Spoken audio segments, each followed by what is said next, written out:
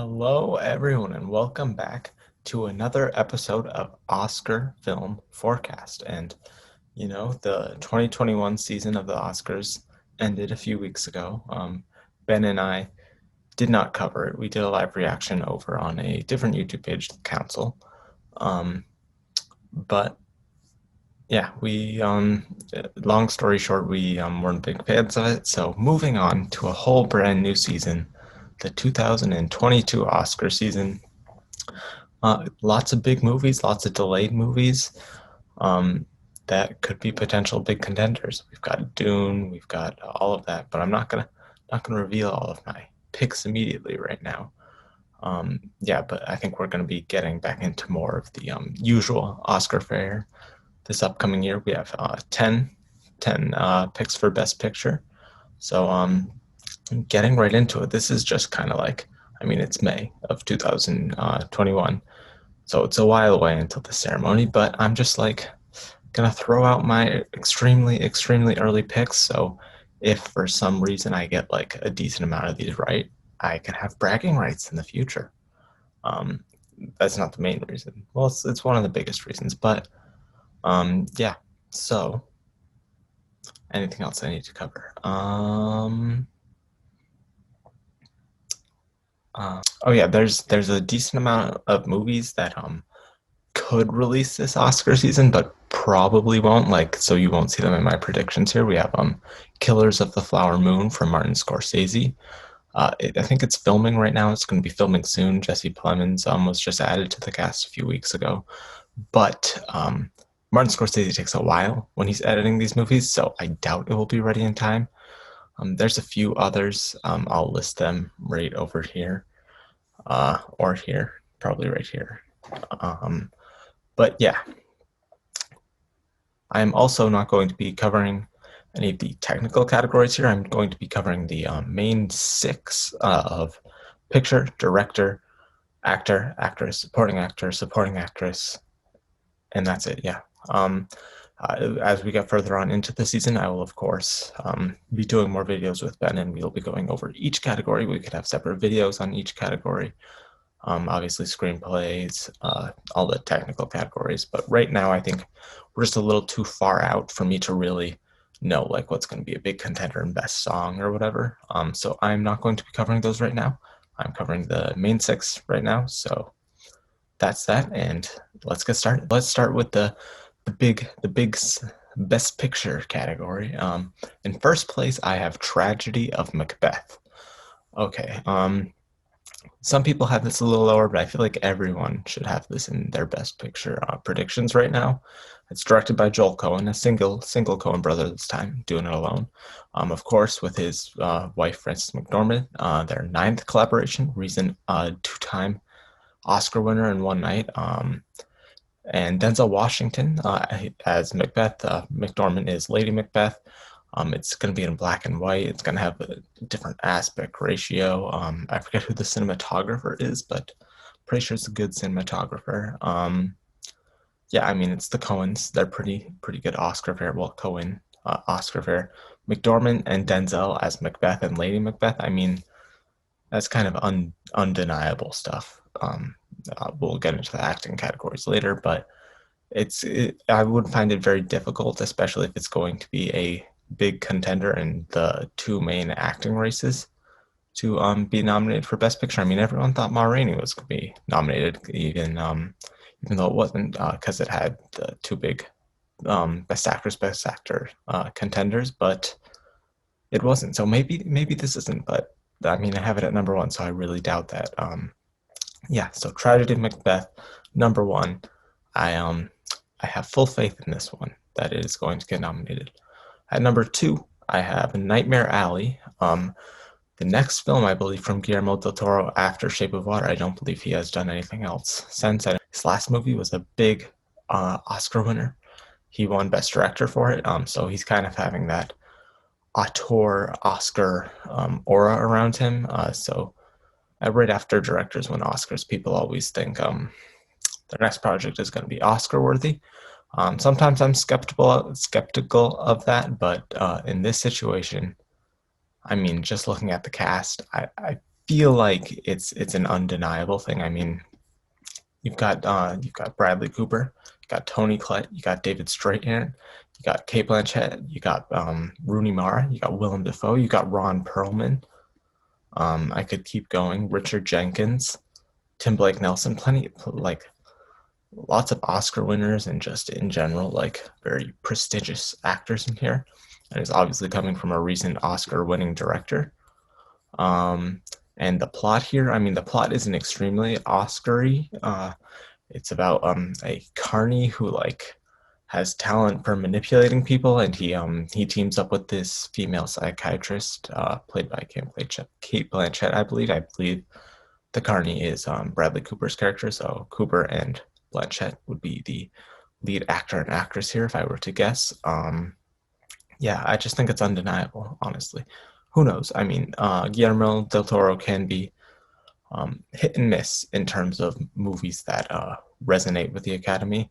I mean, he's done movies like Hellboy and Pacific Rim, and then he did a movie like Shape of Water, which honestly didn't seem like Oscar fare if you told me the concept of the movie about a fish and a deaf woman getting in a relationship together. But it won Best Picture, and he won Best Director, so you never really know, honestly. That's my number two. Let's get into my number trace. My number three, I may be a little biased here just because this is my most anticipated movie of the entire year. It's, I think, probably going to be one of my favorite movies of the year just based on the director behind it. Of course, it is Denis Villeneuve's Dune. I've seen lots of people lowering this down in the few 2022 Oscar prediction rankings I have seen for Best Picture, that is. I don't know. I feel like this is the year after the Oscar ratings went super down and all of the nominees for Best Picture were indie kind of movies. They're going to want to have something that has like a blockbuster feeling, even if it doesn't make a ton of money. I mean, if it flops, I'll have some doubts. Right now, I think it's going to do good enough, and I think Denis Villeneuve is just absolutely going to nail it. He's never made a bad movie. I mean, Blade Runner 2049 didn't get into Best Picture, but I think it was worthy. He got another sci-fi movie. He made Arrival into Best Picture. Another case right here where the ensemble is just undeniable. You have a lot of talented actors in this. Obviously, it's going to be an all-around technical contender. It's going to get in for pretty much all of the technical categories. So when you get in for all of those, I mean, it's kind of undeniable. Not undeniable. I'm saying undeniable. A lot of this is deniable. So scratch that. But it's very likely to get into Best Picture when it gets into all of those technical things. I don't know. I have faith in Denis Villeneuve, and I have faith in this movie. So that is why Dune is my number three. Yeah. So now at number four, another movie I'm kind of skeptical about, but it seems like a pretty good Oscar package is House of Gucci. Ridley Scott, another hit or miss director, just in general, not even with Oscar fare. But he has two Oscar-y movies coming out this year. He has this and The Last Duel. I'll mention The Last Duel later. But this seems like the better Oscar package here. I mean, you have Lady Gaga returning to her first really big film role after all of her Oscar nomination love in 2018, 2019. So yeah, you have her returning. You have Adam Driver as the main Gucci guy who gets killed. You have Jared Leto and a bunch of crazy makeup. I mean, I think this movie's already pretty much secure for a makeup win, so good for them. You have Al Pacino. You have a great cast here. A lot of great casts this year. The SAG ensemble is going to be crowded. But yeah, it's about the wife of Gucci. I don't really know the story that well. I forget her name. But it's about her story of how she killed him. And that's a juicy role for Lady Gaga. And it could be a juicy role for Adam Driver. And it's a juicy story for Ridley Scott. And he's kind of, we'll get into this in director later, so never mind. But he is kind of an overdue director. Yeah, that's pretty much it for that movie. Yeah, I think it's going to be a pretty big contender. But There apparently, I don't know if this is completely true. There's going to be some like fourth wall breaking and narrating in this movie. So I'm not completely sure the style or tone it's going to take. And as I said before, Ridley Scott is kind of hit or miss. You never really know. So it could very well turn out that maybe Last Duel is the better movie, and this is kind of a weird, tonally off movie. But we will see as that happens. Neither of those movies will be out for a little while. But yeah, that's my number four. My number five. I'm gonna do some last minute switch arounds here. So my number five, I'm gonna go with The Power of Dog from Jane Campion. When I was reading about this Oscar season and some of the potential contenders, I read a lot about The Power of Dog and Jane Campion. I'm newer within like the past 5 years or so, maybe a little less, to the whole Oscar sphere. So I had not heard of Jane Campion, but apparently she does have some Oscar pedigree. She did The Piano, which won, I forget what it won, but it did win some Oscars. It was nominated for plenty. And yeah, so she has been in that sphere before. It's been a while, but she has been in that sphere before. It's a Netflix movie. Netflix's contenders this year are a little weird, and I think this is the movie that they have that has the most potential this year. I will address some others later, but I think if they were to push a movie, this should be the movie that they push, that they have at the moment. They could always acquire some at some of the festivals, but yeah, right now, The Power of Dog, I mean, it's got Benedict Cumberbatch, it's got, what's her name, Kirsten Dunst, it's got Jesse Plemons, Thomasin McKenzie, great cast. The story apparently is a very good book, um, and it has very good, juicy roles for these actors. It's about, I forget exactly what it's about. I believe it's about this relationship between these two brothers, Jesse Plemons and Benedict Cumberbatch, and it's about like them, like one of them trying to take over the farm and like ruin the other's relationship, like family drama kind of stuff, typical typical stuff. For all families, trying to take people's farms and wives, always fun. Yeah. Next, I'm gonna go with West Side Story. Yeah, West Side Story.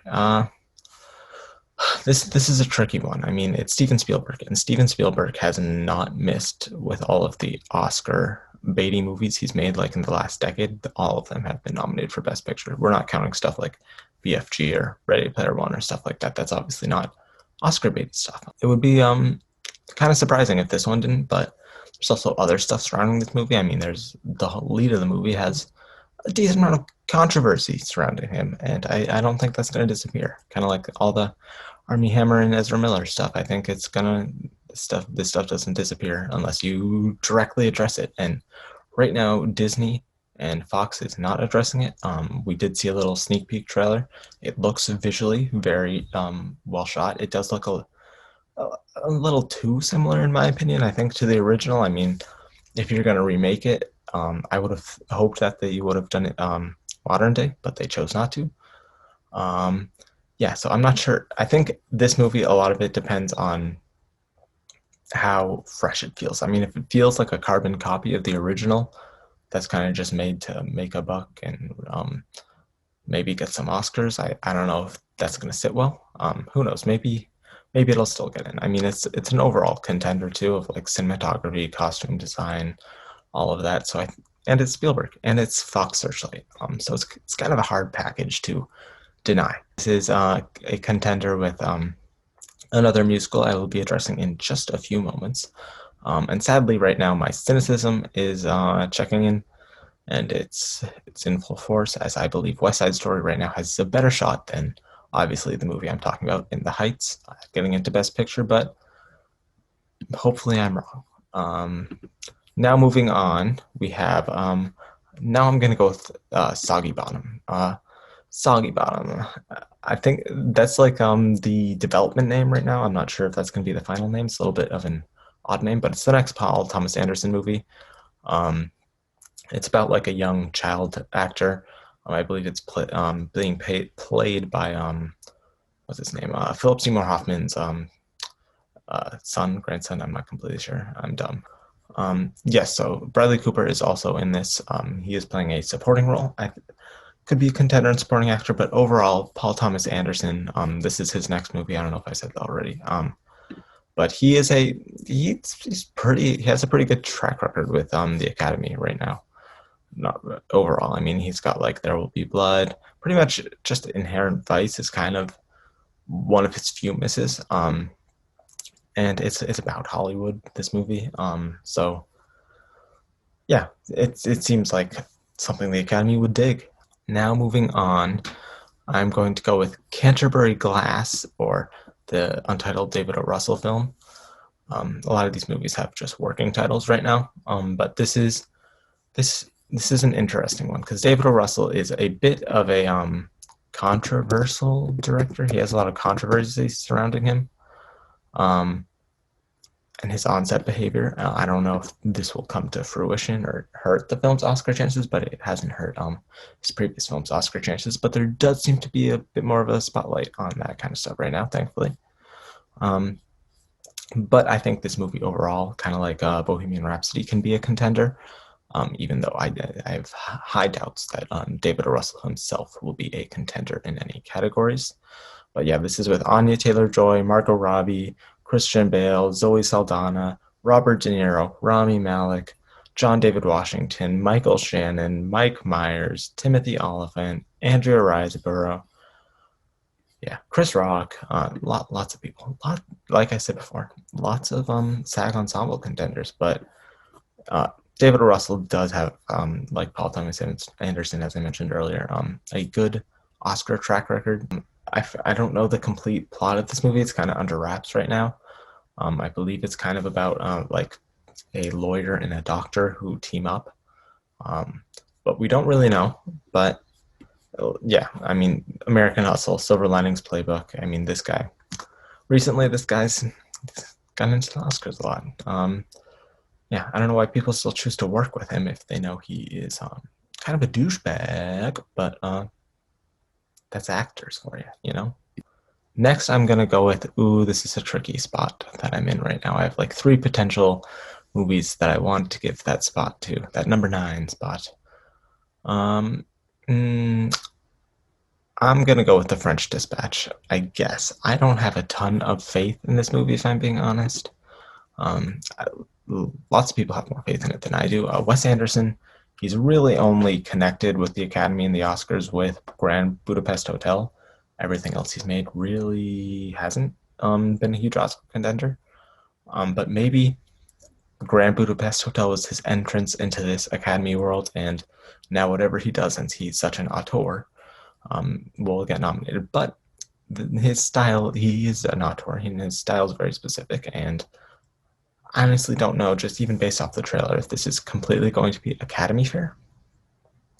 It's very very distinct. Another movie, I mean, I could just keep going over these casts. I mean, this one has an amazing cast. Based off the cast, it has a shot, but I don't know. Wes Anderson and his style, I'm just not completely sure about it. And then in my 10 spot, before we get into some outside movies that I think have a chance, my current final slot for the top 10 movies to make into the 10 Best Picture slots next year, I'm going to give it to, you know what, I'm going to be risky. I'm going to say Decision to Leave is going to be taking that 10th spot.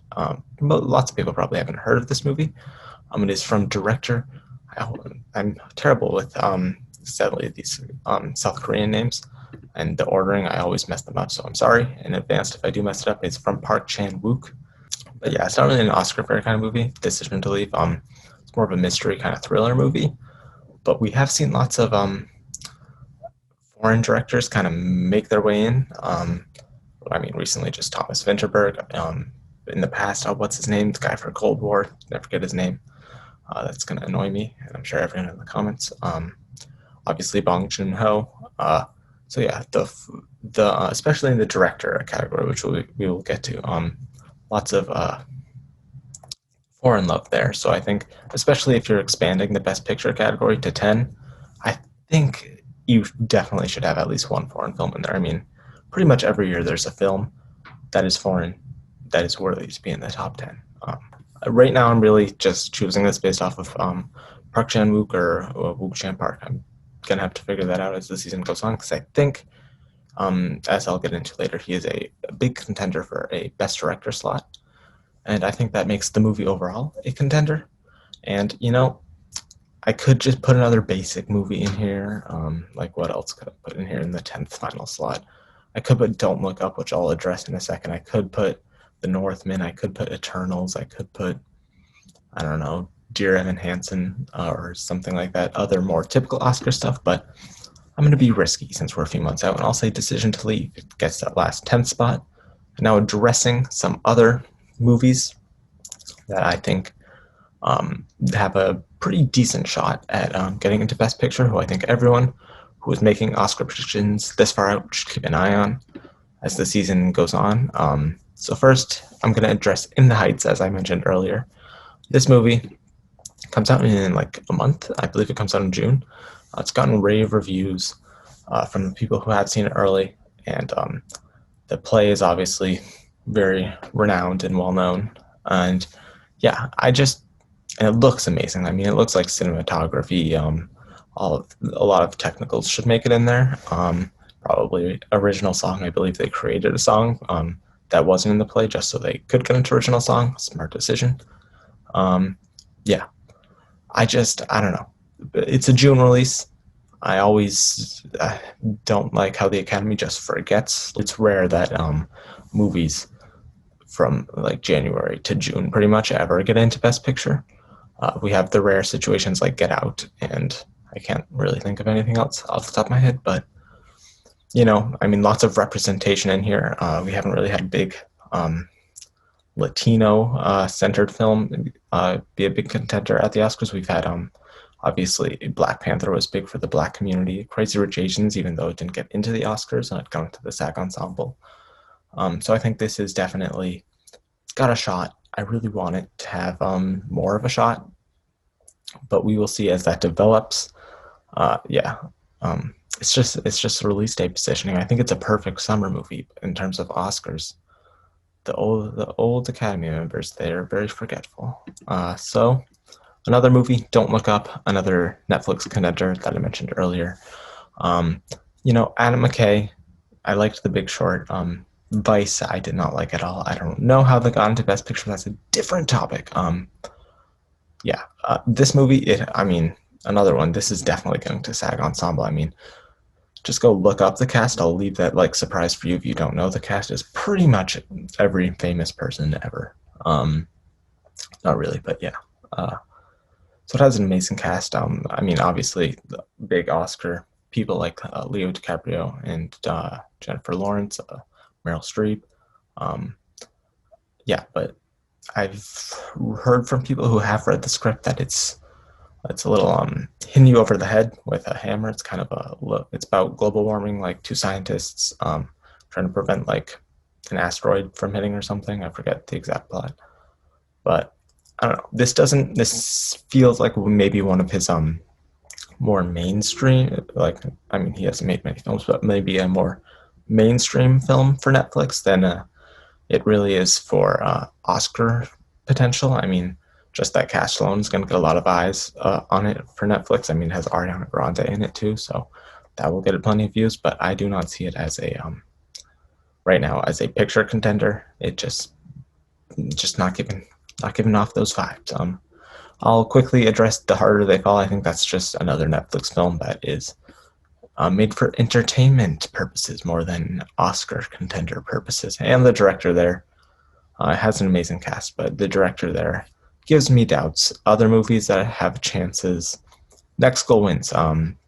This is Taika Waititi's next film. It's starring Michael Fassbender. I believe Elizabeth Moss. I forget who else is in it. It's about a soccer team that Michael Fassbender. They made a documentary about it that Michael Fassbender coaches to success. Apparently, it's like a very bad team that he has to coach. And I'm sure it'll be a very Taika Waititi funny movie. The Academy is not a huge sport movie fans. There's the occasional sport movie that gets in, but it's kind of rare. I think this could be just a typical crowd pleaser. I mean, I have it high up in my honorable mentions, so I do think it has a decent shot. It really just depends on what kind of Taika. I mean, we know what kind of films we get with Taika, but how Taika Waititi it is. If it's like Thor Ragnarok level Taika Waititi, I don't know if it's gonna get in there. I think we really just have to see and hear about that movie before I higher it up a little. And just running off a few more, The Northman, Mass. This is a movie that I would have had much higher up, but we recently learned its distributor, which is who was it? Bleecker Street, I believe. I feel like I have that wrong, but something like that. They've only really gotten themselves 2 Oscar nominations, both in lead actor with Viggo Mortensen in Captain Fantastic, and who was the other guy? What's his name? Trumbo Man. Bryan Cranston for Trumbo. Yeah, so they haven't really done a great job with their Oscar campaigns. They should know that this is a huge contender that they have on their hands. This film had a ton of buzz out of Sundance and early festivals this year, that the performances are amazing, that it's just a really well done movie. It's heartbreaking, but it's really well done. Yeah, I would have had more hope in this earlier, but I don't know. Especially you'll see in the action categories too. I just don't know. I don't know. I don't really have faith in that studio. Other quick ones that I haven't mentioned: Eternals. I know Chloe Zhao just won an Oscar and everything, but I have heard from some people who have read the leaked script. I don't know if it's even an accurate leaked script. I don't read those things. But that it's typical Oscar fare, or not Oscar fare. Definitely not that. Typical Marvel fare. And not typical Oscar fare. It'll probably be more unique than your typical MCU film, but I still think it will fall into the MCU traps like Black Panther did. But Black Panther had a little more cultural relevance to get into the Oscar category, which this does not. But who knows? Who knows? Maybe they love Chloe Zhao so much that it happens. Don't Worry, Darling. This is Olivia Wilde's next film. Could be a kind of Get Out style thing. It kind of is giving me Get Out vibes right now. Obviously tackling different social, cultural subjects than that, but still important subjects. Florence Pugh, Harry Styles, a few other people. Olivia Wilde's first film, Booksmart, got a ton of rave reviews, and people wanted it to get into the best, I think it was original screenplay category, but it did not. But she has a lot of pedigree around her right now, so it has potential, but I think it may be a little too genre-y for them. Other movies, I said Dear Evan Hansen before, but Ben Platt is like a 30-something-year-old playing a teenager. So yeah, no, just no. Passing, another Sundance hit here. I don't really know, honestly. I forget if it has a distributor. Didn't do my research on that. Maybe seems a little too small, in my personal opinion, to get into that category, but look out for Tessa Thompson and Ruth Negga in the acting categories there. And that I don't know how to say this director's name. I'm sorry, Leo Cara. He's French. He's a famous French director apparently. But his previous movies are very, very, very odd. Definitely stuff that would not resonate with enough of the Academy to get enough votes to get into Best Picture. So I have a feeling, even based off the trailer, that Annette is going to be the same way. Could be contenders in other spots. It could contend in other categories, but I don't think Best Picture. I'm just going to throw this last one out there. Candyman. I mean, Get Out got in there. Marvel predicted Chloe Zhao to be an Oscar winner before it happened with Eternals, and who knows, maybe Nia DaCosta could be a potential future Oscar contender. But yeah, I'm just throwing that out there. I should throw it out there. Okay, that took a little while. That'll be fun to edit. Now into Best Actor. These acting categories should be a little quicker. Denzel Washington. Okay, so yeah, Denzel Washington for Tragedy of Macbeth, of course. I mean, it's Macbeth. It's a role that every aspiring or actor in general wants to play. It's a very juicy role, and it's Denzel Washington playing it. I mean, Denzel Washington got nominated for freaking, what was that, Roman J. Esquire, which he was good in it, but that movie was not very good. But if he can get nominated for that, he will get nominated for Tragedy of Macbeth, so that's why he's my number one. Will Smith, I have at number 2 for King Richard. He is playing the father of the two Williams sisters, famous tennis players, very good tennis players. Seems like a juicy role once again. I mean, we don't know a ton about a lot of these movies and these roles. We really kind of have to go off the people attached to the movies rather than the actual movies and what we know about what's in the movies and the plot. So a lot of this is pedigree and credibility associated, and Will Smith doesn't have a ton of that in terms of the Academy. Maybe they want to make up for snubbing him for a concussion. Then in third, I have Adam Driver for House of Gucci. Gucci. Yeah, Adam Driver for House of Gucci. Adam Driver is in so many freaking potential Oscar contenders this year. He's in House of Gucci. He's in Annette. He's in The Last Duel. He's in 2 Ridley Scott movies. If you were to get nominated for any of them, I think definitely I would say House of Gucci. Just because that I think will be the biggest overall Oscar contender. I mean, who knows? Maybe they like kill him in the first 5 minutes and he's barely in the rest of the movie. But I think he's going to have a slightly smaller role than Lady Gaga, but I think he will be extremely present in the movie. Obviously, like I said before, we don't really know about a lot of this, so I would guess he would get nominated for House of Gucci. Maybe it's for Annette. He wouldn't be lead actor for Last Duel, but Adam Driver, you're going to get nominated in Best Lead Actor this year. That's what I believe. Whether it's for House of Gucci or Annette, we will see, but I'm saying House of Gucci right now.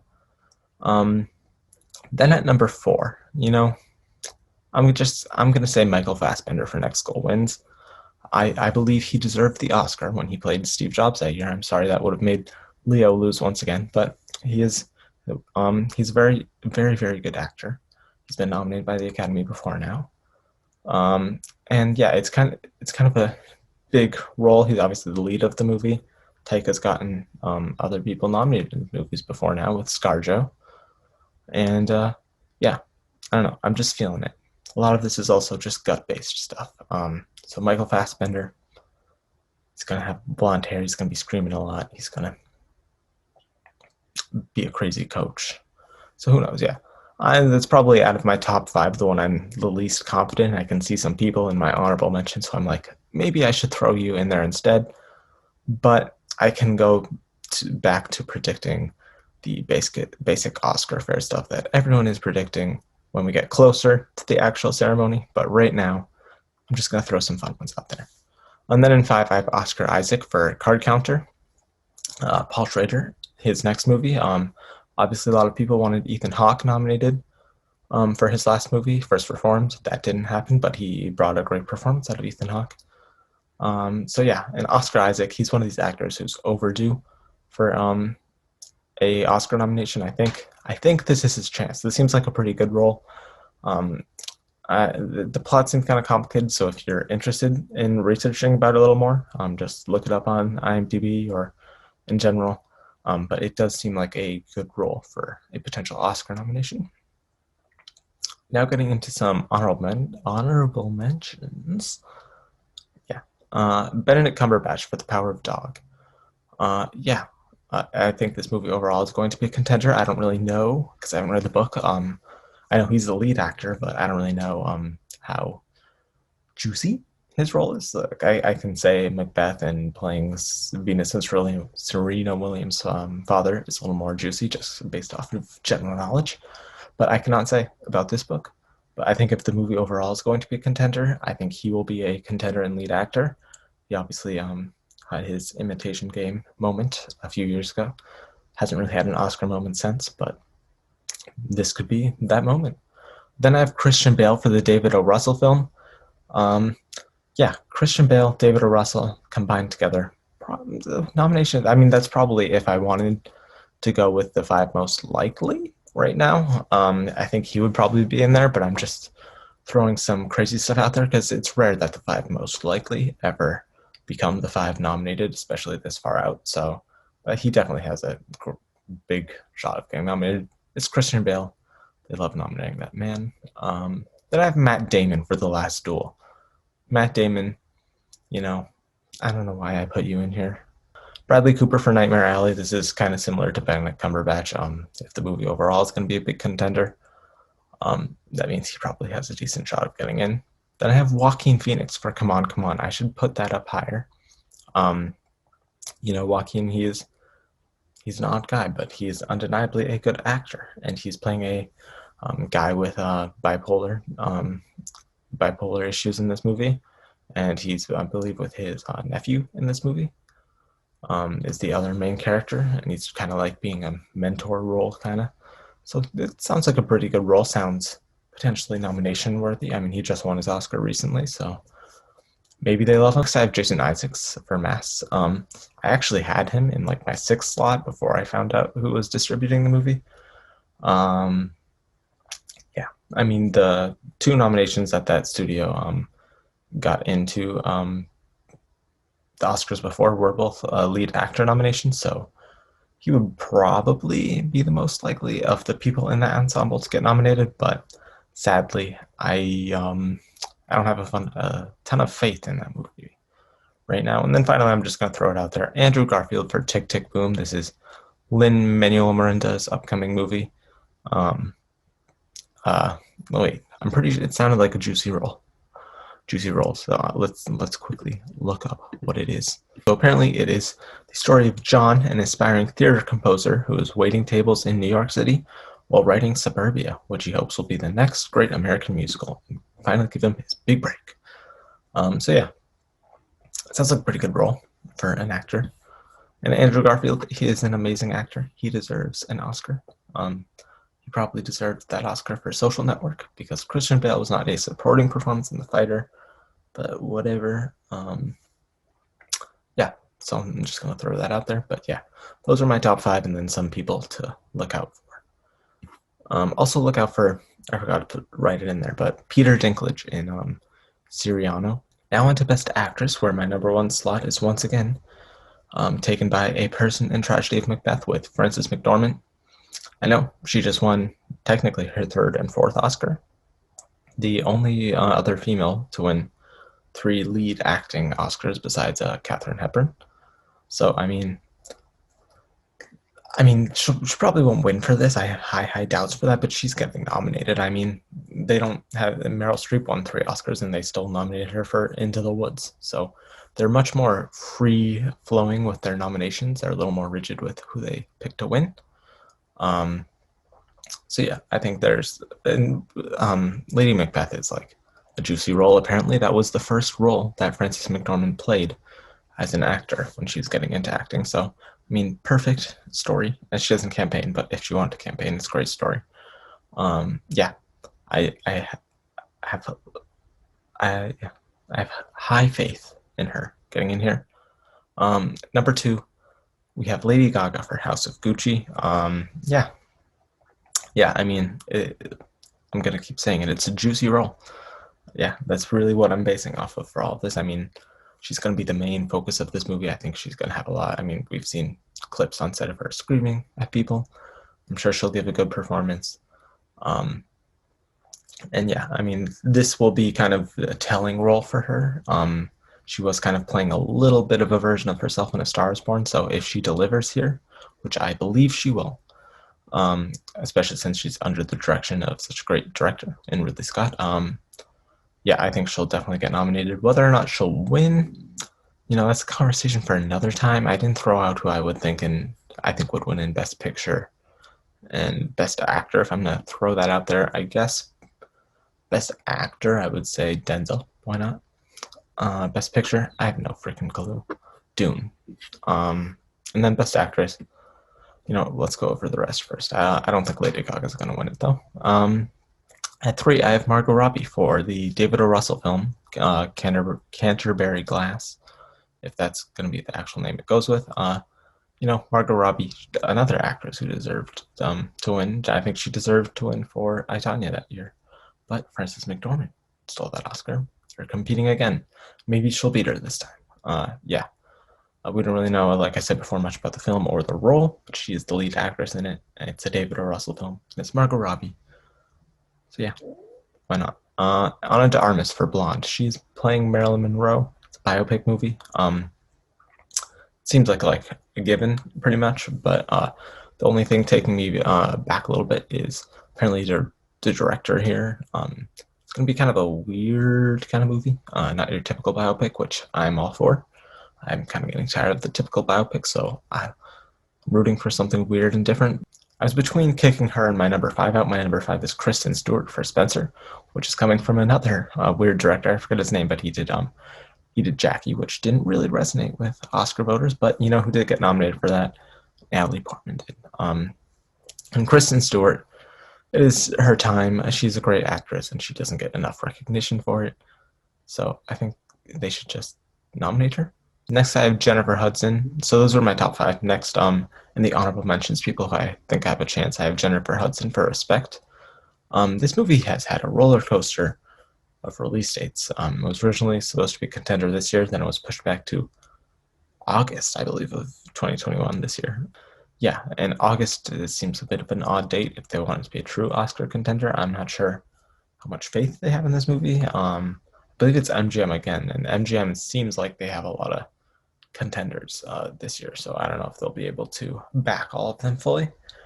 So yeah, I think she definitely. I mean, once again, it's a juicy role. It's Aretha Franklin, but I'm not completely positive about it. But she's my number six, so obviously I think she has a decent shot.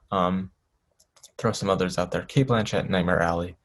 She's a great actress. It's going to be a big Oscar contending movie, so could get in there. Amanda Seyfried, Mouthful of Air. It just sounded kind of like a bit of a juicy role to me about this author who writes children books and kind of has a life crisis and all that. She was just nominated too, so maybe they want to nominate her again. Florence Pugh for Don't Worry, Darling, also just recently nominated. She's the lead in the movie. Could probably give a performance worthy of it, like she did in Midsommar, but who knows if it'll be nominated. But I think she's got a shot. Throw some others out there. Jessica Chastain, Eyes of Tammy Faye. I don't know how much of a contender this movie will be. Maybe a little odd, but yeah, to throw it out there. Jennifer Lawrence for Red and White Water. Definitely Jennifer Lawrence kind of disappeared from the Oscar scene a little bit, but this is a juicy role about a returning soldier. I don't really know much about the rest of the movie. I know Brian Tyree Henry's in it, but I'm sure, like I said, it will be a juicy role for her, and maybe they want to honor her as she returns into the Oscar era aura community of fun.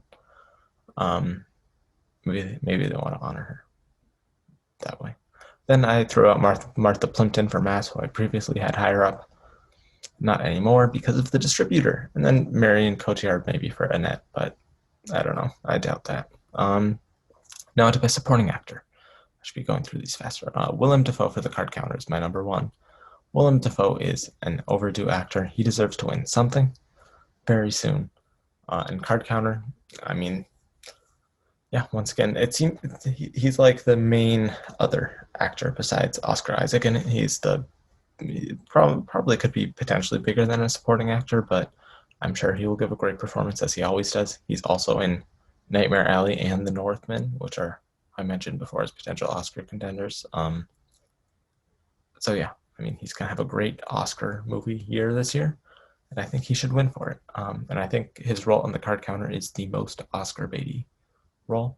Then I have Al Pacino in House of Gucci. With House of Gucci, really got two supporting actor contenders there. You got Al Pacino and you got Jared Leto. I did not put Jared Leto in my top five just because I do not like the man. But I mean, he's covered in makeup, and they nominated him for what was that movie? The Little Things. They nominated him for that. Not the Oscars, of course, but the SAG and the Golden Globes both nominated him for that. So yeah, I mean, definitely has potential, but he's not in there. I put Al Pacino, who's also in the movie, in there, just because I'm kind of manifesting that to happen. I don't really have a reason. I'm just hoping that that's the case. Jesse Plemons for The Power of Dog. Like I said, this movie overall, big Oscar contender. And he's a great actor. He deserves his first nomination, and I think he's gonna get it. Then I have Bradley Cooper for Soggy Bottom. This is kind of a good role for a supporting actor nomination and potential win. I mean, if you look at the onset photos of him, and he's kind of playing this like kind of drunken, messed up mentor to this lead kid actor who we're following. Yeah, it just seems like a good role, and I think it's nomination worthy. And then finally, I have John David Washington for the upcoming David O. Russell film. I don't know his role because we know nothing about the movie, but I'm really just putting it in there because I am manifesting the Denzel Washington and John David Washington both being nominated in the same year, and I don't know, just hanging out together at the Oscars. Throwing some other ones out there. Andrew Garfield once again for Eyes of Tammy Faye. That has potential. I said Jared Leto. Richard Jenkins for Nightmare Alley. He got nominated for Shape of Water. Could have a juicy role here. I haven't read or seen what it's based off of, so I don't know. But then I just wanted to throw out Delroy Lindo for, as I mentioned before, the movie The Harder They Fall. I don't think this is going to be an Oscar fair kind of movie. I think it's just going to be more popcorn entertainment kind of movie. But I mean, they just did him so dirty this past year that maybe they nominate him anyway. Corey Hawkins for Tragedy of Macbeth. I forget the role he was playing. I think it was Macduff. He's playing one of the juicy roles, so he has potential there since that movie overall is going to be a contender. And finally, I just threw out Rob Morgan for Don't Look Up because who knows? Maybe they want to honor that long-working, hard-working actor. You never know. Now into Best Supporting Actress. At number 1, I have Ariana DeBose for West Side Story. I mean, this is an Oscar-winning role. And she seems like a great actress and just a fun human being overall. So, okay, another kind of case of manifesting it just because I like her. She seems very cool. If she's watching, hello. I think she has a very, very high chance of getting in there. Even if the movie isn't a big contender, I think she still has a high chance of getting nominated. Then I threw out Toni Collette for Nightmare Alley. There's a lot of actresses in this movie. I could also throw out Rooney Mara. Maybe Cate Blanchett does end up going in supporting instead of lead. But I'm manifesting Toni Collette because that woman deserved her Oscar for Hereditary. And yeah, that's really it. And the movie overall, like I've said many, many times, will be a big contender. Another case of that is Kirsten Dunst in The Power of Dog. Yeah, I don't know anything about these roles, so it's kind of hard to say. So I'm just going based off of the people in the movies that I think are going to be big. I think Kirsten Dunst, you could get in there. Then I just want to throw out there Olga Meredith. I hope I don't mess up her name. Olga Meredith for In the Heights. From a few of the reactions I've seen of the movie, apparently she gives a great performance. She's playing like the grandma role. It's a great supporting actress kind of role to get nominated, as we've seen before, even this past year. And yeah, I'm just throwing that one out there because it seems maybe a little less likely, and she will probably be very deserving of it. Then for that 5th spot, I'm throwing it between a lot of different people, but I'm just gonna go. My cynicism is gonna kick in. There was a lot of optimism in that last pick. My cynicism is gonna come in here. I'm gonna say Meryl Streep is once again gonna get nominated for like whatever number nomination for Don't Look Up. I believe she's playing the president in that movie. And I've seen some people say who have read the script, if the script is still current. I know him and Leo did a lot of reworking on that script, so who knows. But apparently it's a pretty good role for her. And I mean, they've nominated her for even not very good roles, like I said before, Into the Woods. So yeah, that's my cynicism. Other people to look out for: Judi Dench in Belfast. Belfast, I think, is Kenneth Branagh's next movie. Lots of people think it has some overall like picture Oscar contending. The man just recently did Artemis Fowl, so I don't know. I have doubts. But Judi Dench, I do not have doubts about ever, so she has a shot. Julianne Moore for Dear Evan Hansen, another movie I have doubts about, but Julianne Moore has not been recognized since her winning performance in Still Alice, and yeah, so I think out of all the supporting actress performances in that movie, I think she would be the most likely. Then Jodie Comer for The Last Duel. That seems, I don't really know the script. No one seems to really know it. Ben Affleck and Matt Damon wrote it, but she's the main female role in that movie. A lot of the story is based around her, and I think she's obviously a great actress, so I'm sure she'll give a great performance, and who knows, maybe the movie will be an overall contender, but yeah, I think she has a big shot of getting in there. Then Anne Dowd for Mass.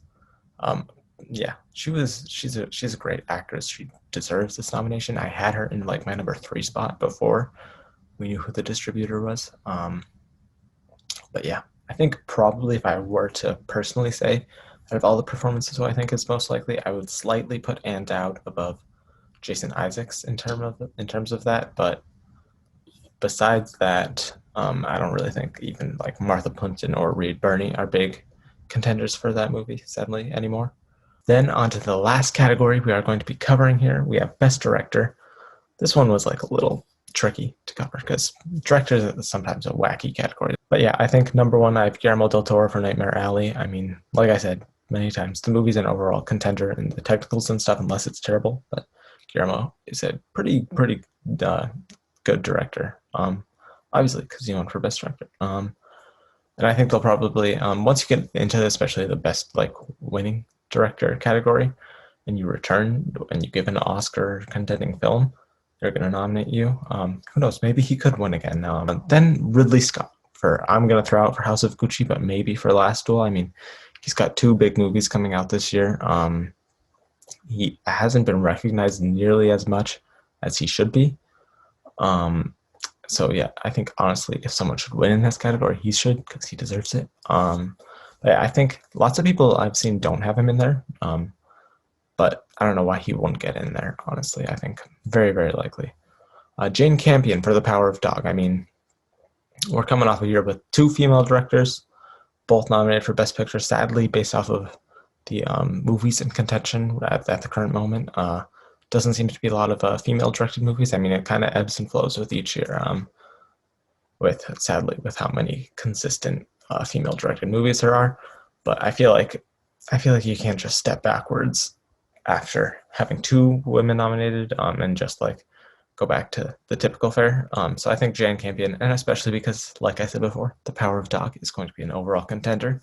She made a previous Oscar contending movie, so I think she's going to get in there.